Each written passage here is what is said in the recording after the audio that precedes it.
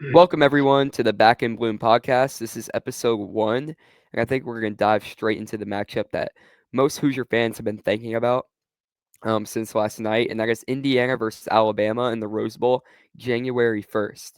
Now, last night, Alabama played Oklahoma, and let me tell you, Oklahoma played phenomenal in the first quarter. Got up 17 to nothing on Bama. I thought it was game over, and I said that Oklahoma was going to win by more than 20 points, and Bama did prove me wrong. They handled the adversity pretty well, and they handled that 17-point deficit and just came back and won the game by double digits. But Oklahoma really just shot themselves in the foot. They gave up about 20 points off of 2 missed field goals, a pick six before half, and a blocked punt. And blocked punt and pick six is just 14 points straight. I mean, I don't know about the other three, but they missed 6 points. Oklahoma did. And let me tell you, Indiana's not going to miss those field goals or give up a pick six or get a blocked punt. They haven't gave up a blocked punt all year. They have thrown a pick six in a late game situation, but we learned off of that. And when it was against Oregon and against Penn State and Ohio State, we handled the adversity really well. We were down to Penn State with about 40 seconds left, and Heisman Mendoza, he got a drive and got a touchdown to Omar Cooper. And against Ohio State, we held him scoreless in the second half. In Indiana, with Nico Rakitic, he hasn't missed 2 field goals all year. He's only missed one in the Big Ten championship game. He's not going to miss 2 in a game. So, Jakin, what are your thoughts on Alabama after last night?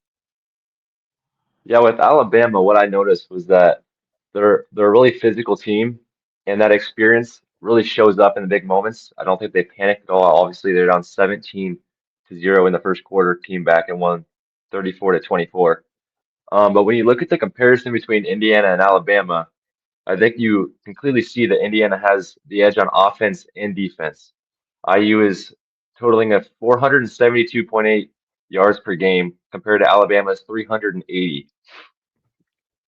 And then if you look at the rushing yards, Indiana is doubling Alabama's rushing yards per game by 221 for Indiana and 110 for Alabama. So I think Indiana's overall just a much more balanced and I don't know if talented is the word, but I think that they're just a better football team and they play better football. And then you look on the defensive side, obviously Indiana's got multiple All-Americans, D'Angelo Pons, Lewis Moore, Aiden Fisher, just to name a few. And then you look at the stats. Indiana is only giving up 250 yards per game, which is sixth in the country, compared to Alabama giving up nearly 300. And I think that with Indiana, in order to win this game, we just got to play our brand of football, play disciplined, play relentless. That's the motto that they play with, and um, just control the game. That's what they did against Ohio State. Obviously, leaving them scoreless in the second half. Indiana striving down. They're down 10-3, scored 10 unanswered points, and they ended up winning the game. So I think it's going to be a similar game with Alabama. I think it's going to be a lower scoring game. Both defenses are very physical.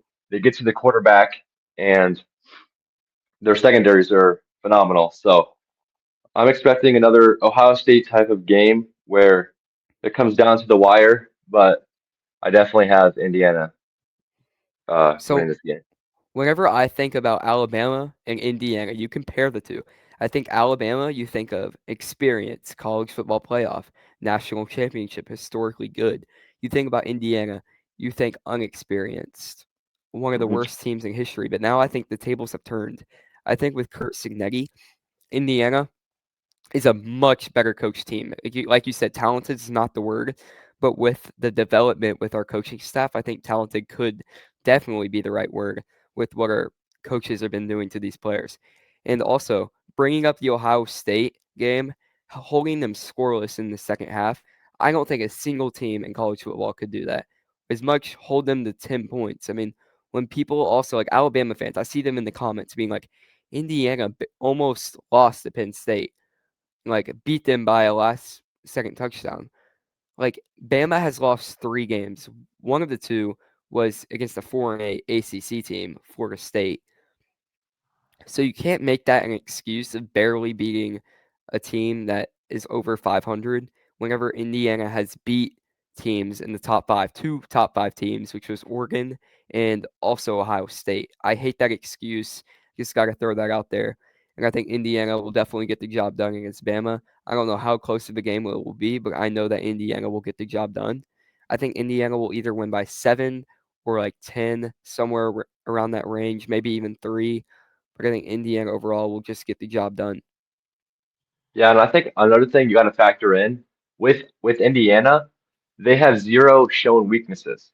Obviously, 13-0, it's hard to show a weakness, but I think like defensive wise, just like lockdown defenders everywhere. They get to the quarterback. I think they had five sacks against Ohio State. Julian Sand was sacked 7 times the whole season before leading up to that game. So they almost had half of the season sacks that Ohio State gave up. And then with Alabama, obviously 3 losses coming to Florida State week 1, and then Oklahoma, I think that was around week 8 or 9, and then obviously Georgia in the SEC championship where they got whooped. And I think you watch that film against Georgia, they showed so many weaknesses on offense. If you just get to the quarterback, Alabama struggles. They like rely so heavily on their pass game because their running game is very weak. They only average 109 yards per game, which is I think 100. It's 120th in the country in rushing yards per game. So all you got to do is get to the quarterback because they rely so heavily on Ty Simpson that they can't like what's the word? I don't know. Like they can't lean on their run game to like take over if Ty Simpson's struggling, if that makes sense. Yeah, and also, I think Ohio State has the best receiving core in the country. And D'Angelo Pons and Jamari Sharp, two guys that aren't 5 stars, unlike Carnell Tate and Jeremiah Smith. Like, they just locked them down all game, besides maybe one play, 1 or 2 plays. Elijah Hardy also, like, Elijah Hardy had some amazing game Yeah. saves. It was on 3rd or 4th down. Um, Julian Sand threw it to, I think it may have been Max Clare or someone, Yeah, but in the end zone. Elijah Hardy, he just dove. He was kind of behind the receiver a little bit, or the tight end, and he just dove, got the block. He kind of just saved the Yeah, touchdown, which was amazing. And that then was our that defense on was 4th down stopped Ohio State on the rush. I mean, just no. great I'm pretty job. I sure. think our defense is the best in the country. Oh, 100%. I think that Ohio State game showed that we were the best defense in the country. But on after that Elijah Hardy stop, that was when is it Jack Fielding, the Ohio State kicker? That was when he missed Yeah, the time field goal, and that pretty much lost Ohio State the game. But yeah, well, if I did a score prediction for this Indiana versus Alabama game, I'd probably say it's going to be around 20, 24 to. I'll give Alabama 10 points. I think we will win by 2 touchdowns only because we're so much better, in my opinion. I think Ohio or Alabama, when you look at it, obviously multiple 5 stars, multiple 4 stars. Indiana has 0 5 stars on the roster. So they're obviously more talented, I guess, in quotations. But I think Indiana is just overall like they've shown more. Like why don't I think that we would win by 2 touchdowns? They yeah. came back down a full touchdown to Ohio State, which was named the best defense in the country, and still, I mean, they arguably might be better because of they have Caleb Downs, Arvell Reese, like all these NFL star level players, but Indiana showed that they can take advantage in the very tough moments, and they did that against Penn State, and they did it against Oregon on the road. Iowa also. So Iowa also, yeah. So. They've just shown so much adversity in like all the big close games, and I just think that's going to help them throughout the playoff against any team, especially if we play Oregon again. We beat them already in Austin. Obviously, we can beat them in the Peach Bowl in or Atlanta. So I think we have a very good draw in order to get to the championship, and it starts with Alabama, and I think that we're going to get the job done. So Some of the things that people don't think about too much is Elijah Surratt getting hurt in the middle of the season because we didn't get to see much of Charlie Becker until Elijah Surratt got hurt. I think Charlie Becker's like starting debut is like Maryland or something, and then the game after that, he really just showed who he is against Penn State. He won us the game against Ohio State. He won us the game against Penn State pretty much, making those incredible like catches. I don't know how he does it, but he gets open and he makes the game saving plays. Like against Ohio State, he caught a deep ball which puts Elijah Surratt to get in the position to score a touchdown. And then very late in the game in like third down with 2 minutes and 30 seconds left, he burnt his defender and made an amazing grab to seal the game basically and give Ohio State no like time to score. They only had like 2 seconds or something. Yeah, totally agree. So Did most you people maybe just move on? don't think about Elijah Surratt getting hurt and how that kind of helped our team in a way. They like to think of it as like it didn't help our team. We almost lost to Penn State because of it, but we really got to see who Charlie Becker is and how good he is. And no one thinks about how Omar Cooper, he didn't play the entire Ohio State game basically. Yeah, Indiana, when they're fully healthy, is an amazing team. yeah. I think you could also like say that with, Lee Beebe Jr. tearing his ACL, what, second week, third week, and then Kalon Black coming in and he's just absolutely exploded since last season. Last season he was honestly not that great. I think he was RB3 behind Justice Yeah. Ellison and Tyson Lawton. So yeah, Kalon Black's development has been phenomenal. And then also on defense, obviously he's hurt now, but Stephen Daly coming in for backup for Kellen Wyatt. Stephen Daly had a crazy game against Penn State and then had a great game against Ohio State. So I think that like a lot of people I hear say that Indiana, like our biggest worry is our depth. But honestly, I think with how good our coaching staff is developing those players, getting them ready for these moments, that just like puts us in a better position to win against like against the best teams in the country. But yeah, If we you can move take on. away the if you take away the stars here for a moment and look at Indiana's receiving core, I think you could say that they're a top three receiving core in the country. Don't know if that's a hot take. It probably is.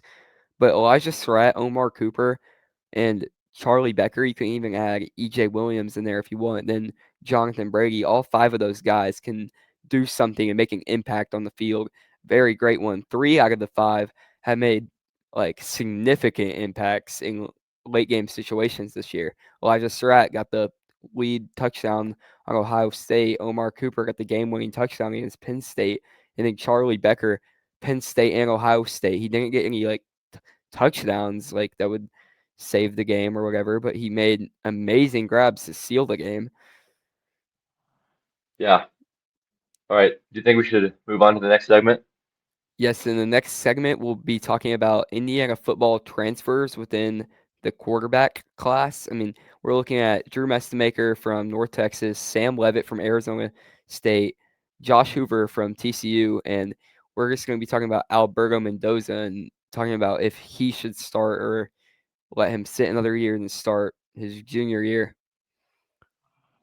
Yeah, in my opinion, obviously we're in the best position for Josh Hoover, but like I've thought about this a lot. I think it's definitely best that we get a senior, I mean maybe even a junior like Sam Levitt, who's most likely going to get drafted in the next draft class, but somebody that's going to be here for one more year and then leave and give Alberto the keys for the next 2 years. I think Alberto, I don't think he's there yet, but I think you can definitely see, especially in his run game, the like confidence he has and like how good you can tell how good he's going to be in the future for Indiana. We just need to play it smart, make sure we get a Josh Hoover or a Sam Levitt. That's why I don't think Mestemaker is the best decision because Mestemaker's still like right now he's only a freshman, so he'll be a sophomore next year. Alberto will also be a redshirt sophomore, so they'll basically be in the same grade. But Mestmakers has like at minimum 2 years left of college football. So I think if we went for Mestemaker, it would not put the best like look for for Alberto Mendoza. I think he would definitely want to transfer out to have his have his shine, sort of how Taven Jackson did it, even though he's transferred out like 6 times. But Yeah, I definitely think that Josh Hoover is the best decision. Obviously, he's a future or a former Hoosier, and I think he just fits this system and this culture that we have going on right now better than anybody that we're targeting. I feel like every quarterback Indiana has had, like with under Kurt Cignetti, has had like some sort of like a nickname under him. Like Curtis Rourke hasn't made it was a little corny, I'll admit that, but it was about like, John Pork or whatever the meme, whatever on the pig. But and also Mendoza, Heis Mendoza. Now Hoover could be who Hoover, and like it's just a lot of good nicknames for these quarterbacks. So it would fit in right within that topic. And then Mestemaker, I'd be fine with either three of them, Josh Hoover, Sam Levitt, or Mestemaker, because Mestemaker is a really good quarterback. Over 4,000 passing yards this season. Sam Yeah, Levitt, what played in the college football playoffs last year. I mean, they almost beat Texas. They didn't beat Texas, but they were competing like out there big time. And then Josh Hoover, he's former Hoosier, like you said, and he's been balling out this season. And Alberto, like you said, his run game is amazing. Like developing the run game for Alberto would be probably the best move, and also the pass game also. But the run game for Alberto could really just like set the tone for him and what he could do as a player. And I think that the Hoosiers, no matter like if it's a quarterback or not, whatever position, I think they're going to be really successful in the transfer portal, especially quarterback wise, after seeing what Sig and the developing coaches what they did to like Fernando Mendoza, got him the Heisman Trophy as a two-star of high school. I mean, that's something that I don't think any coach in college football could do besides Sig and his coaching staff. 100%. Yeah. And since there's not enough names out there yet for other positions, I think we should move on to the next segment because there's don't want to spend too much time on the transfer portal since it's only been like it's the first week of it opening. So might as well talk Yeah, about but that another. the quarterback class has been pretty interesting. But let's move on to the next subject, which is predictions for the college football playoff. I mean, right now, as we're recording this, Oregon is beating JMU 27-3. So it's safe to say that they're going to get the job done. So Indiana versus Alabama, we already shared a little bit about that. I think that Indiana will win. Like I said, they're probably going to win by double digits. That's just my take. And then we got Texas Tech versus Oregon. Jagan, would you like to share your thoughts about that game first? Yeah, I think Oregon is definitely the more talented team. I think they're a better team anyways. I think Texas Tech's defense is obviously one of the greatest in the country right now. They have Jacob Rodriguez, David Bailey leading that defense. I think it will be like one of the best games in the playoff, and they're both very even. But I think Oregon is just overall like their offense is way better than Texas Tech's offense, and I don't think Texas Tech will be able to control the game against that Oregon defense. I think Oregon wins about. I think it'll be a pretty high scoring game. I think it'll be like 31 to 20, 21, 31-21 Oregon. Yeah, I would have to agree with that and say Oregon's going to win just because I don't think Texas Tech plays in a hard conference. I don't think they played anyone. I mean, yes, they beat BYU twice, but I also don't think BYU's good. I mean, they lost one game, and that was to Arizona State. So, and Yeah, Arizona State does have Sam Levitt. Let's remember that. So that's why I would also like to have Sam Levitt on the roster. But I just don't think Texas Tech is that talented. I mean, Oregon's only loss is to Indiana, who is the best team in the country. I think everyone could agree with that. They got 66 out of the 66 votes, and the AP poll is number one. The AP poll doesn't matter anymore, but I bet the College Football Playoff Committee thought so also. So I just think Oregon will get the job done, but I'm going to have to go with a score of about like 35 to about 21. I don't think that Texas Tech is going to be able to stop them. And I don't think that Texas Tech is going to be able to do anything on their defense also. I think Oregon will get the job done, and I don't think it'll be that close for a college football playoff game, but who knows? And then the next game that we're going to be talking about would be what game should we do? Georgia versus Ole Miss. yeah, sure. So So with okay, you can start. You got that.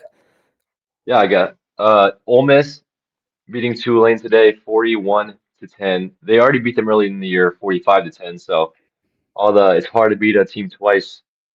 People can quiet down now, but um, yeah, I think Georgia is definitely going to take this game. I think they can honestly beat Ohio State if we see the Ohio State Georgia matchup. But I think Georgia is also very hot, coming off of an SEC championship win by 21 against Alabama.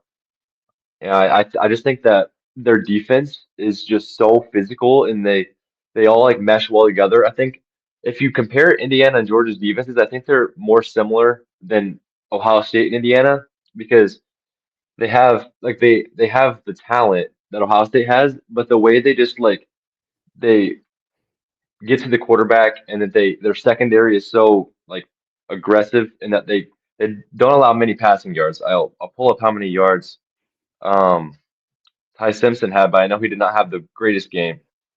He had yeah, he was 19 for 39 on completion attempts for only 212 yards. And I think that's the thing about just Georgia defense is that they're so good at stopping the pass game. And Ole Miss, they rely so heavily on the pass game, led by Trinidad or whatever his name is. I can't even think of it, but something like that. But yeah, I think Georgia wins this game pretty handedly, like 35 to 13, 35-17, around there.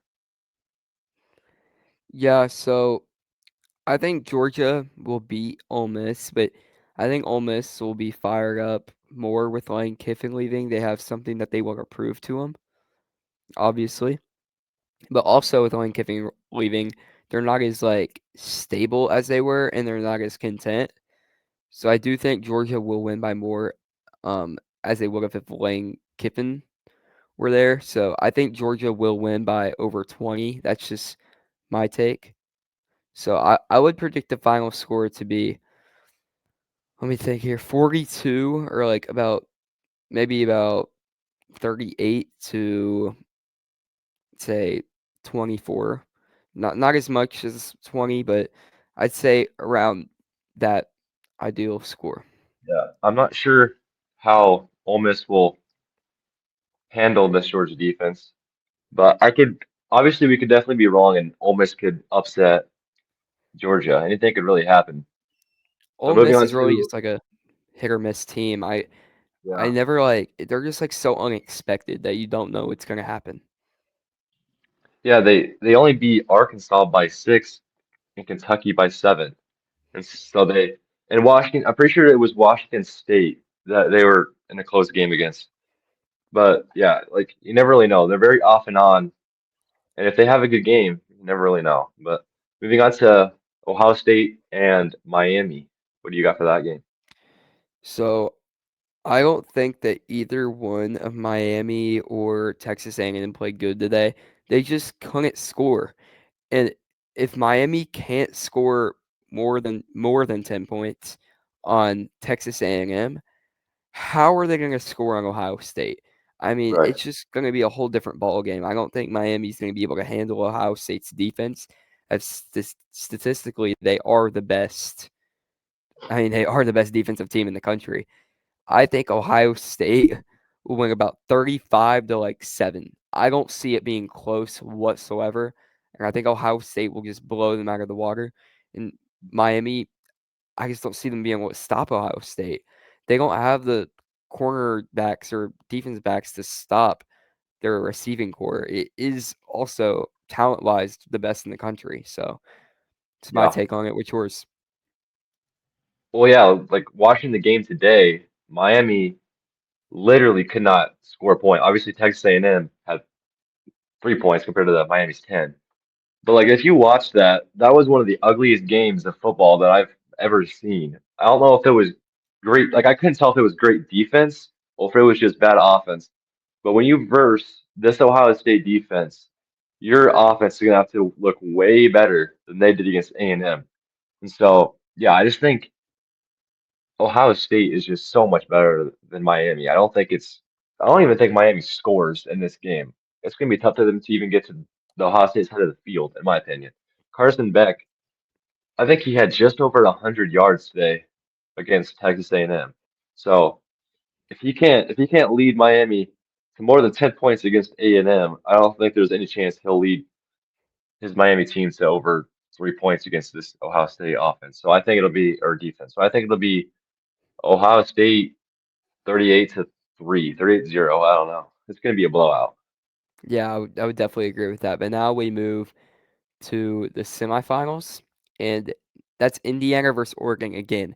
And now I'll start here because I have a clear thought of what I think is going to happen because I think Indiana has developed more this season than Oregon has developed this season after the October game at Autzen. And if Indiana can beat Oregon at Autzen by double digits, I'm pretty sure they can beat Oregon and Atlanta by just just beat them. It may not be 10, it may be closer. I think it'll be like a 7-point game or whatever, but I think Indiana will definitely win. And I think Oregon will score a late touchdown to cut the lead to 7. So I think Indiana will get the job done 27 to maybe about 20. hmm Yeah. So for me, I've heard a lot of people talking about this matchup simply because we've already seen it. And so, in my opinion, the way I saw it, Indiana heads to Autzen Stadium and they pretty much controlled the whole game. Like it was back and forth at the start. We were down 3-0, then Hemby gets a running touchdown to go up 7-3. They score a touchdown, we get a field goal. That's just how the game played out at the beginning. And Yeah. then we went up 20-13, and Mendoza throws the pick six. And now you're like, oh shoot, this game is not over. But if you really think about it, when I was thinking about that, I was like, that's Oregon's defense having to bail out their offense. Like their offense struggled so Yeah. much against our defense that game that even though we gave up pick six, I knew that we were gonna win that game. And then you saw the drive after that. We went down so easily. Surratt had like a 30-yard catch that ended up leading to a out route for Surratt in the end zone to go up 27-20. Then we get a few picks, get a field goal, go up 10, win the game. And so I think that going into Autzen Stadium is that's just like so much evidence of how good Indiana is in those moments. And with this game being in Atlanta, so much closer to Indiana than it is Oregon. I think the fans are going to show up. We're going to win this game way easily than we did when it was in Oregon. I think we'll win. I'm not sure if we'll score 30 points again because our offense has looked a little iffy the past month, but I think it'll be 24-13 Indiana that game. And then Yeah. leading So in, are you finished? You finished? I'm good. Yeah, I'm finished. Okay. So I think Indiana, they have a tendency to show up really great at games. I was in Autzen whenever Indiana did play Oregon, and there was a lot of fans there. Like I was in the Indiana section, so I got like to scope out the whole stadium. It was a yellow out, so you could see the fans wearing red or crimson, and it was just a lot of Indiana fans just scattered around the entire stadium. And after the game was over, every Indiana fan kind of just like met up near the end zone area and just like celebrated, started chanting things. It was just a wonderful time. And if it's in Atlanta, we Indiana only has to travel about 7 hours south, and then Oregon has to travel over a day and about like 3 hours just to get there, like a 3 hour time change. Indiana only time changes like by 1 hour. So it's going to be a whole different story this time when Oregon's traveling like a whole entire day just to get there by car, but they're going to take a plane, I'm sure. And Indiana doesn't have to travel much down south. I think it'll just be a completely different environment and just a completely different ball game. And the Oregon game versus Indiana, Oregon only had one touchdown on offense because their defense had one, and then the rest were field goals. And that was a very rare mistake by Amari Farrell on that touchdown. I'm pretty sure it was Malik Benson that had that touchdown. He just went Yes. straight on a route. His route was just straight out. And Amari Farrell kind of hesitated, not sure what to do, and so he was wide open in the end zone. And then that never happened the rest of the game. And we also saw that with D'Angelo Paz against Illinois again, when in their first or their only touchdown that game, where Amari or what's his name? D'Angelo Pons. D'Angelo Um, Pons and he Jamari Sharp, both of stopped, them. stopped on the same route. He's just stopped, and the guy just kept going and was wide open for that Hail Mary. And I think that um, we bounced back like very well in those moments.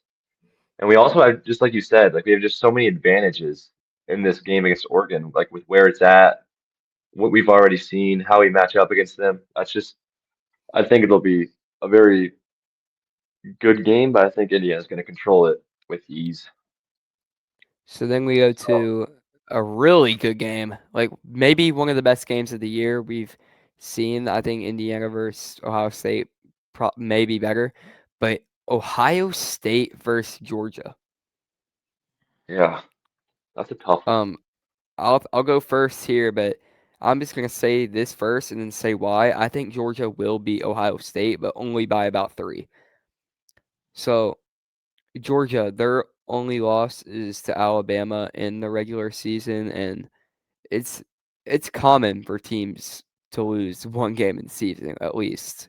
So Ohio State's lost one also to Indiana, but I think Georgia has played a lot more competition than Alabama and than Ohio State has in the season. They have a lot more experience with playing tough teams this season. The only team I can really think of, or two teams that Ohio State's played, would be Texas and Indiana. But Georgia has played Alabama. They've just I don't know exactly their schedule, but they have a better strength of schedule. I know that for sure. I think Georgia will get the job done with Kirby Smart. And I just can't see if I see Indiana rematching against Ohio State, I see Ohio State winning. And I also don't see Ohio State winning the Natty 2 years in a row. So I'm gonna have to pick Georgia on this one. Yeah, I look at this game very similar to how I looked at Indiana versus Ohio State, and it was how does how does Indiana's offense match up against Ohio State compared to how does Ohio State's offense compare to Indiana's defense? So I think with this game it's different. I think Georgia's offense is going to have a much harder time driving down the field than Ohio State will. And I think obviously Ohio State, we saw it against Indiana, they struggled. They got to the red zone multiple times and they just didn't score. We saw the missed field goal, the 4th and 1 where Stan's knee was down. Um, was that it? I can't remember. But I just remember they made to the end zone or the red zone multiple times, and they were stopped at 10 points. But I think this game's different. I think Ohio State will bounce back from that poor offensive effort against IU. And I think that, or yeah, IU. I think that Ohio State will take this game. I think it'll be low scoring. I think it'll be like 16-10, 16-13. But I think Ohio State will be moving on, facing IU in the championship, and we'll see a Big Ten championship rematch in the championship. Yeah, so you see a rematch, but I see Georgia playing. So I'm gonna give my thoughts on Georgia and Indiana. You'll give your thoughts on Ohio State versus Indiana again. So Georgia versus Indiana. Indiana's 13-0, been dominant all season, and like Sig said, he doesn't take a backseat on anyone. He doesn't plan on starting now. And just with the Heisman winner on the team and all the coaching staff making the players disciplined, smart boys, whatever Sig likes to say, I see Indiana taking this one. They know how to handle these late game situations. They've been in many of them before, and they haven't disappointed. I mean, there's been about 4 or 5 close game scenarios in the fourth quarter where Indiana has struggled through that adversity. Most of them, all of them have actually came on the road or at a neutral sighting. So it's like Indiana knows how to handle that adversity. Only one of them was on a neutral siding, and that was the Big Ten championship. The other ones came on the road. So this one's a neutral siding. Indiana knows how to handle the pressure a lot better, I would say. Indiana's defense is the best defense in the country, not statistically, but in my opinion, because they held Ohio State to 10 points. That is phenomenal. I don't think any team could do that. And I don't think Georgia's offense, this could be a hot take, I don't know, but from what I'm seeing, a Heisman finalist, Julian Sand, best receiving core in the country.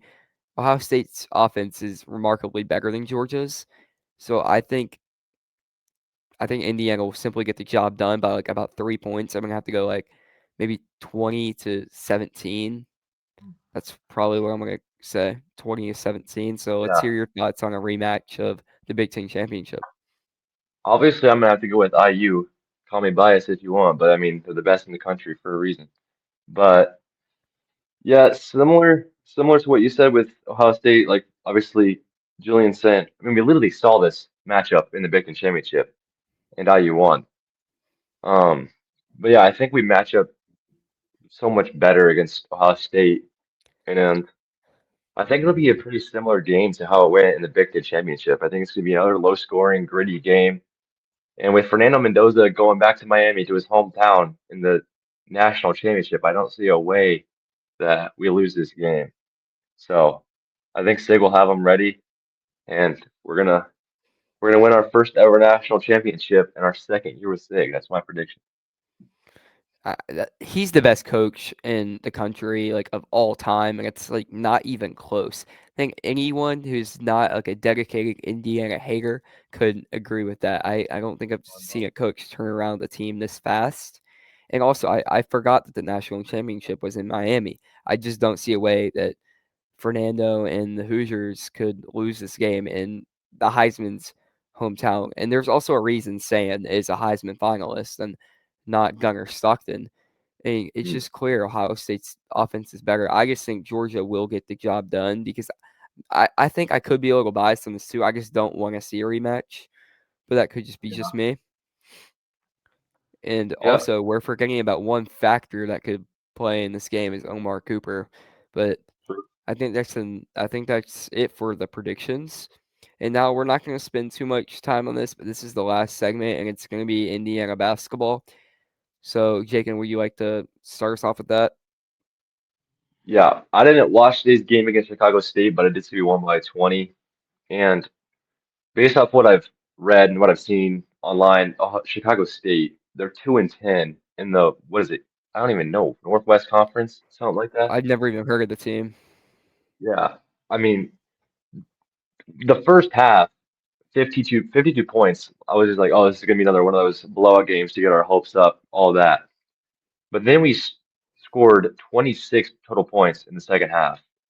Like that is just horrible. And I think we saw that against Kentucky. We struggled to score so much against Kentucky without their starting center, who's been out all year, Jaden Quaintance. I think this is you say his name. But um, yeah, we just could not find a way to score against Kentucky. I'm not very high on this Indiana team. I think DeVries, I think he has the right mindset towards, like being a very like successful program in the future. But right now, I don't have much hope. I think that DeVries definitely has the right play style for this modern style of college basketball. A lot of three-pointers, but I think this team specifically, a lot of mid-majors coming into Indiana, I don't think they were really like proven talents. Obviously, besides Lamar Wilkerson, I think Lamar Wilkerson is 100% our best player. And I don't think that the mid-major transfer like decisions that we made this season were right. I think we got to go with more proven Power Five talent the next transfer portal. And I also think we have pretty decent recruits coming in so far. We also have Jordan Smith that hasn't made his decision yet. He's down to his top six, and IU is definitely among that list with a chance to get him. And Duke is right now probably the favorite for him, but with Deron Rippey Jr. likely headed to Duke, that puts Indiana at better odds for the 5 star.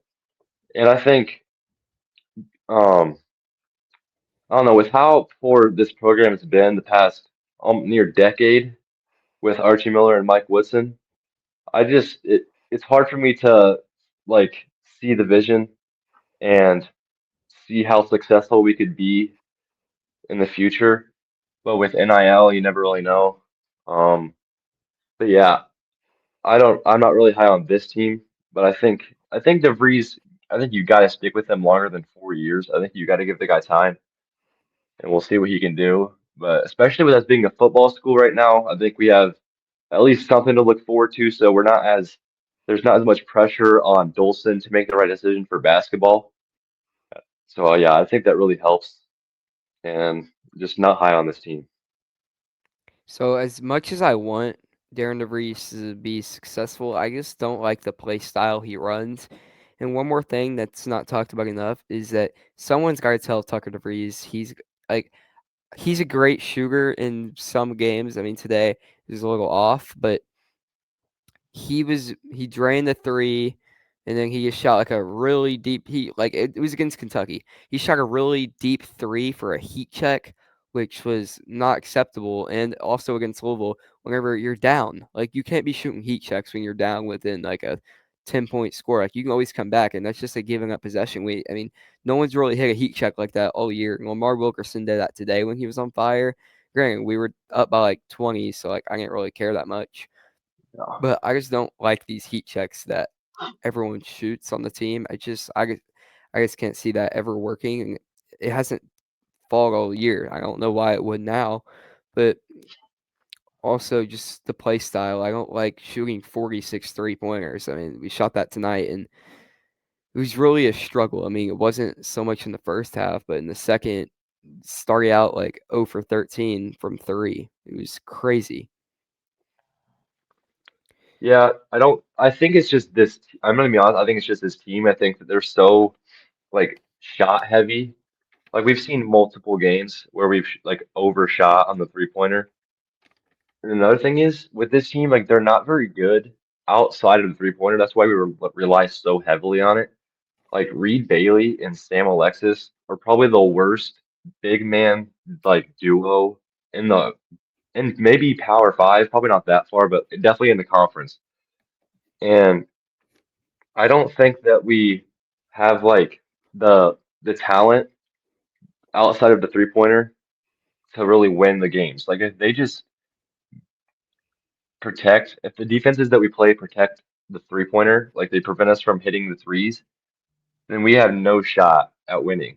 And I think that's the part about this team that I don't like. I think that DeVries will notice that and he'll go out there and get better all around players, not just shooters. Obviously, having shooters in college is phenomenal, but you got to have more talent and more all around game on your roster. And that's just what we lack on this team.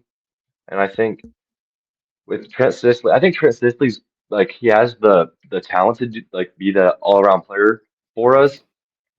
And I think in the future he's definitely going to be one of those leaders that does it all.